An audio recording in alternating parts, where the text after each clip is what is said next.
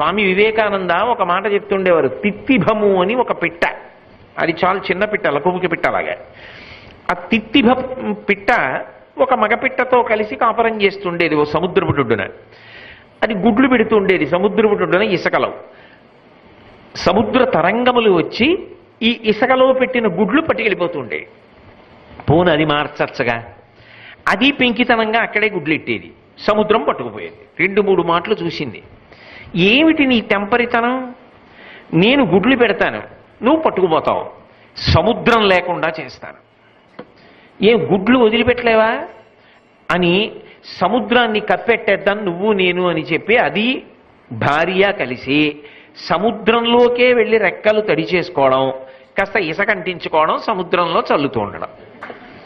మిగిలిన తిత్తిభాలు చూసేయి, ఏమిటి ఆ పని అని అడిగాయి. అది నా గుడ్లు ఎత్తుకుపోయింది, నేను సముద్రాన్ని కప్పెట్టేస్తాను, రూపు లేకుండా చేసేస్తాను. మిగిలిన పక్షులు ముందు నవ్వేయి, కానీ అది పడుతున్న కష్టం, దాని లక్ష్యశుద్ధి చూసేయి. మిగిలిన తిత్తిభ పక్షులన్నీ బయలుదేరాయి. అరే మన పక్షి జాతిరా అని మిగిలిన పక్షులన్నీ బయలుదేరాయి. ఒకప్పుడు పక్షులన్నీ ఏం చేస్తున్నాయంటే సముద్రాన్ని కప్పెడుతున్నాయి ఇసుకతో అని తెలిసింది గరుత్మంతుడికి. ఆయన కూడా బయలుదేరి వచ్చాడు. వచ్చి ఆతతపక్షమారుతవ్రేకంపిత ఘూర్ణితాచలవ్రాత మహర్ణ ఉండు అని కదూ నన్నయ్య గారి వర్ణన. ఆయన తన రెక్కలల్లారుస్తూ పెద్ద పెద్ద పర్వతాలు తెచ్చి పారేయడం మొదలెట్టాడు. శ్రీ మహావిష్ణువుకి ఎందుకో అవసరం వచ్చింది, ఏది వాహనం ఏదన్నాడు.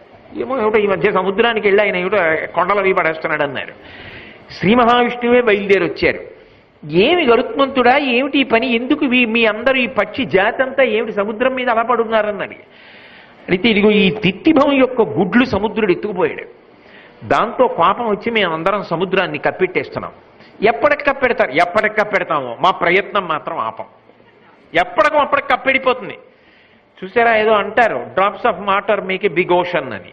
అలా నీటి బిందువులు కలిస్తే మహాసముద్రం. మేమందరం ప్రయత్నం చేస్తున్నాం. శ్రీ మహావిష్ణువు ఆశ్చర్యపోయారు. మీ సంకల్ప శుద్ధి చాలా గొప్పది, ఎంత గొప్ప ప్రయత్నం చేస్తున్నారు అని సముద్రుణ్ణి పిలిచారు. ఆ తిత్తిభం యొక్క గుడ్లు ఇచ్చేసేయమన్నారు.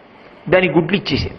ఇక్కడ ఉంచకు, అది సముద్ర లక్షణం, తీసుకెళ్లి చక్కగా వేరే చోట పెట్టుకుని పొదిగి పిల్లల్ని చేసుకో అని సముద్రుడికి తిత్తిభానికి సంధి చేశారు. పక్షులన్నీ సంతోషంగా వెళ్ళిపోయి. ఏదైనా సముద్రుణ్ణి పిలిపించి సముద్రంలోకి వెళ్ళిపోయిన గుడ్లు తెచ్చుకుందా లేదా ఓ తిత్తిభం? లక్ష్యాన్ని పెట్టుకుని కష్టపడి పని చెయ్యాలి.